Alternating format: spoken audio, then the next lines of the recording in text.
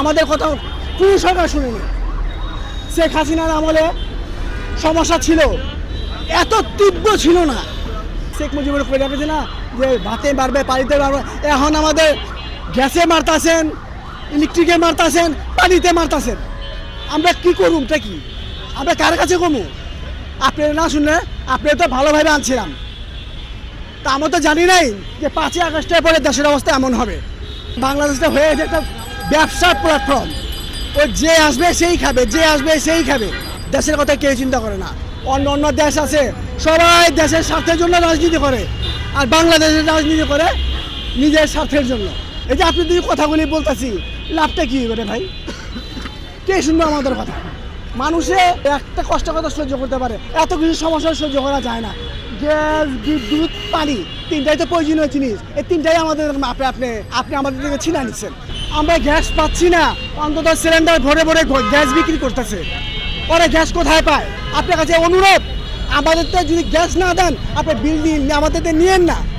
যোগ্য জায়গায় অযোগ্য লোক বসাইলে দেশের আজকে এরকম অবস্থাই হবে।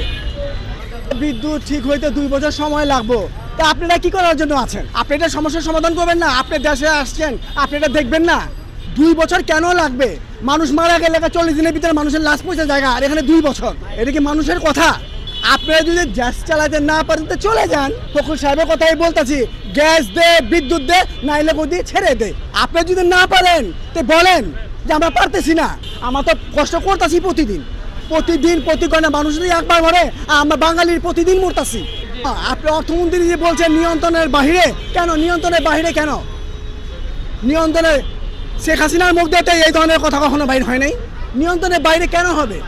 তা আপনি কিসের জন্য আছেন? আপনার কি কলা গাছ? যোগ্য জায়গায় অযোগ্য মানুষ বসালে এরকম কথাবার্তাই হবে। শেখ হাসিনা আমরা অনেক ভালো আছিলাম, এত কষ্ট করি নাই গা। হ্যাঁ, শেখ হাসিনা খারাপ, শেখ হাসিনা জঘন্য, শেখ হাসিনা ফেসিফিক যাই ছিল। তারপর তো গ্যাস, পানি, ইলেকট্রিক তিনটাই পাইছি মোটামুটি, এখন তো তাও পাচ্ছি না। শেখ হাসিনা খাইছেবি, খাওয়াইছেবি, এখন তো আমরা খাইতে পারতাছি না।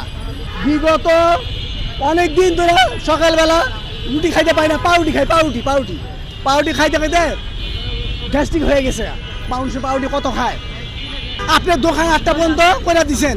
আপনি এটা না করে আপনি করতেন, অটো রিক্সাগুলি চলতেছে না, অটো রিক্সাগুলি কমাই দিতেন। অটো রিক্সা কি কারেন্ট কম খায়? সেদিকে আপনার নজর পড়ে না? আপনারা বলেন যে জনগণ মোবাইল চালায়, মোবাইলে চার্জে কারেন্ট খরচ হয়, আপনি এটা নজরে পড়ে? অটো রিক্সা আপনাদের নজরে পড়ে না? সরকারের কাছে জোরাত করে বলতেছি, আমাদের বাঁচতে দেন, আমরা বাঁচতে চাই। আমি বলতে চাই বাংলাদেশ আফগানিস্তান হইতে আর বেশি সময় লাগবে না।